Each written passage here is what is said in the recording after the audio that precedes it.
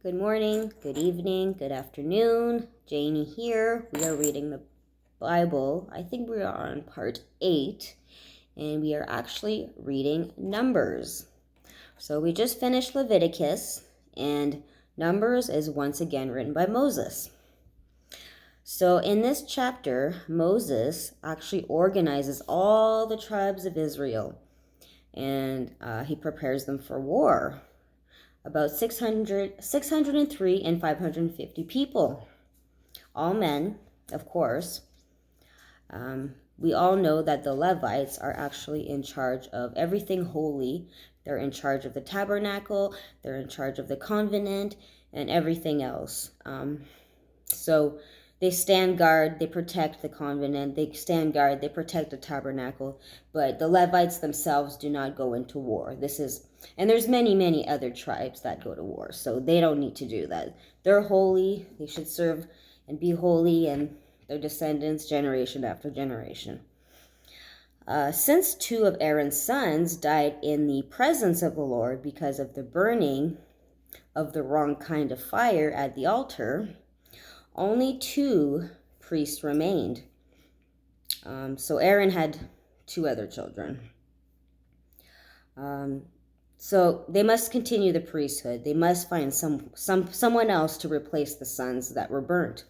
So the Lord gives them permission to find people amongst the Levites to serve instead of Aaron's sons, because they perish.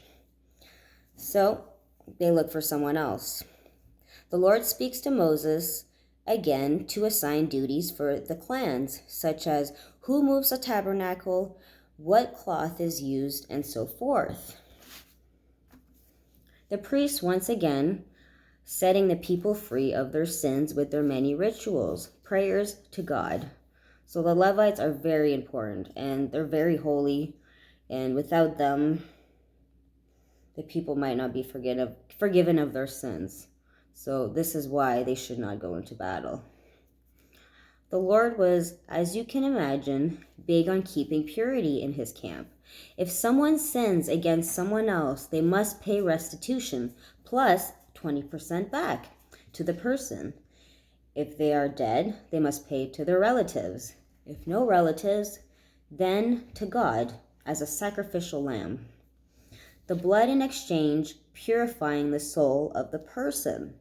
Kind of like giving the sin bad energy to jump from one person to the animal. So once again, we have already talked about why God requests sacrifices in the Old Testament. It's not so much a bloodlust as it is something for us to cleanse our own soul, our energy literally getting out of us, going into the animal, and then going to the lower dimensions, and we are purified. Also, an interesting ritual worth noting is when a woman is unfaithful to her husband, she must stand before the Lord. The priests give her holy water. I believe it's holy water. I might have that wrong though, okay? They simply said holy water, and then they said a bitter drink. So they give this drink to the lady, and once this happens, if she is guilty, she actually becomes cursed and infertile. So if she lies to the Lord, is unfaithful to her husband, she's cursed and cannot have any more children. And if she's not guilty, then nothing happens when she drinks the water. Vow of the Nazarites is also very disciplined. They are a special type of priest, setting themselves apart from the Lord in a special way. The hair on their heads is especially holy and must not be tainted by alcohol, sin, and death. Sorry, I shouldn't have put that together. The hair on their head is holy. It's something that I guess is just with this tribe of these people called Nazarites. Hair is holy, which is interesting. They must not drink alcohol. They must not sin. And they must not touch any dead bodies. If they touch a dead body, they must go into quarantine for 7 days, etc., etc. So touching dead, I guess, just transmits some kind of energy to you. So It's not good.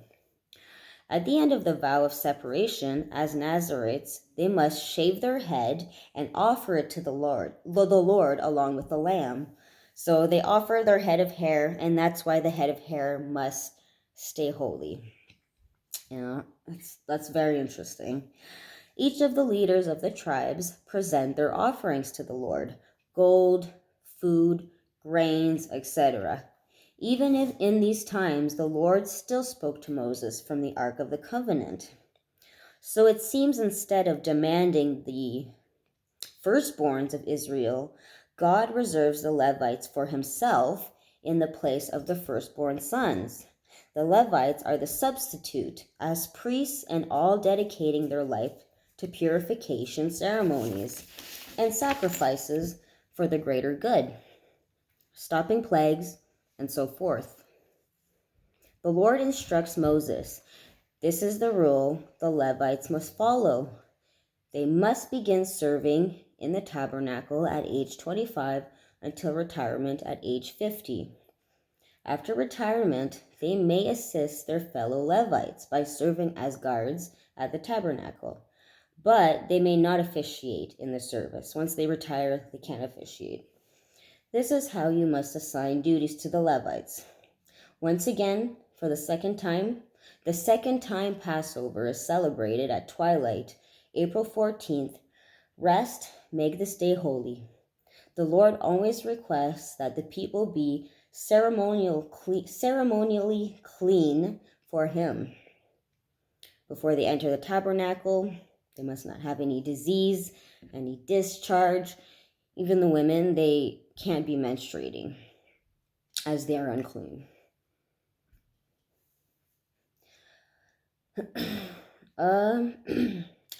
Do not defile yourself by touching the dead. If so, they cannot celebrate with everyone, and must wait for the 14th. So, yeah, don't defile yourself. If you defile yourself, you basically can't celebrate the Passover with everyone else. So what happens is they have to wait for the second month of the year instead of April. It'll be May 14th that they celebrate. And try again. Everyone must celebrate Passover one way or the others, even the foreigners. So if the person has medical problems, anything bad happened, they touched a dead body, and it's Passover April 14th, they cannot celebrate. So they have to wait a month, the next month, the 14th, and then they can celebrate. So you must celebrate. So over the next 40 years of traveling, the people followed the tabernacle and God. God was a fiery cloud during the day and fire at night, which was, yes, literally, he was literally fire leading the people. It's pretty amazing. Imagine that. Sometimes God would stay somewhere only for a day or two, and the people would have to camp up for that day or two and then follow him as he continues his journey. The Lord also requests trumpets of silver be made and blown only by the holy priests and their descendants. This to be blown before battle, before departure to move on to another land, and so forth. It reminds God to protect his people from the enemies. So before they travel, the priests make sure that they blow that silver horn, kind of reminds God, hey, here we are, protect us. In the second year after the people left Egypt, on the 20th day of the second month, the Israelites left Mount Sinai and headed into the land of Paran. God, following closely as a cloud, once again. But the people, once again, started moaning, groaning, complaining about the Lord, about the comforts they used to have in Egypt. They used to have fish every day. They used to have vegetables every day, fruit, and now all they have is manna. sometimes baked as biscuit. So manna, I don't know if you remember, but it's the food that the Lord provided to his people while they were traveling in the wilderness. It looks like it's like a squishy blue piece of energy. And eventually they learned to make biscuits out of it. They cooked it. But, they're not happy about eating this manna all the time. They complain so much about wanting meat and asking, "Why did we ever leave Egypt?" Foolish. Angrily, the Lord sent them meat, and they had to consume it for 30 straight days until they were sick of it and had become gluttonous. The Lord, being annoyed by this point, sends a plague to punish the people. And this is where the people who craved the meat of Egypt died and were buried. So the consequences to this complaining, this moaning, this groaning, this not being grateful, they got their meat. And then they ate so much of it that the demon of gluttony came and they didn't make it. Do not ever lose gratitude towards the Lord who freed you from slavery. I've heard a lot of people say that God of the old Bible is angry, jealous, bloodthirsty, and I'd imagine it would be because of stories like this, right? How can you not agree with God with what he's done? But personally, I think for the most part, it is just. Sodom and Gomorrah was full of sin, torture, darkness. What is the solution other to start anew? It took 40 years of traveling the wilderness because God's people reached the promised land only because the people got so ungrateful that God waited for a new generation to be born, a grateful generation, and then they may find the promised land. The Great Flood, a lot of people say it's cruel. But the suffering, the rape, the torture, the ungodly things that were going on the earth at this time, fallen angels mating with people, mating with animals, creating demonic things, the earth needed to be flooded. I agree. The Lord also explains that he only trusts 100% of the time Moses, as he is the most humble human on the planet. He is the only person God speaks to directly, as everyone else, like the priests, they only get visions, dreams, signs, and riddles. So Moses gets the information directly from the Lord, speaking to him face to face, and everyone else, the priests, even the holy people, they only get visions, dreams. They don't actually get to speak to the Lord. One time, 2 of his priests were actually gossiping about his dear Moses. God loves his Moses. Do not gossip about his Moses. How dare you? The Lord was not happy and punished the wife of the priest that was complaining, giving her leprosy. She eventually did get healed. The Lord healed her. He did. She had to actually be quarantined in the forest nearby for 7 days. She had to be away from the camp, but the camp, they didn't leave without her. They waited for her to heal and then they left. They wouldn't leave her behind. So she did eventually get healed after being sequestered for 7 days, and then they moved on. God has 12 sets of tribes fighting for God's people for the land of Canaan. The descendants of the Anunnaki resided in the town over, a powerful people. Next to them, they felt like bugs, looked like bugs. This is the land they are supposed to conquer. This scared them. They seen the size of these people, these demons. The people were displeased once again. Talked about heading back to Egypt. You think they would have learned by now. Their slave land and select a new leader. They just wanted to leave Moses at this point. Say, let's find someone else to lead us. Let's go back to Egypt. At this point, we can't beat these Anunnakis. Moses and Aaron try and convince the people not to rebel, but stay as the Lord is with them, and they must have faith. How can they not have faith? They literally see the Lord in fire, and they don't have faith. This is maddening to me.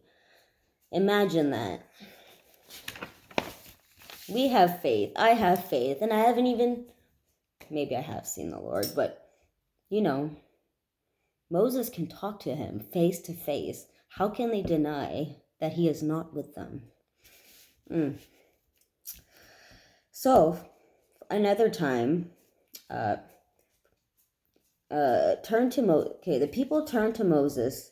No, for the second time, God turns to Moses and says, "How long will these people treat me with contempt?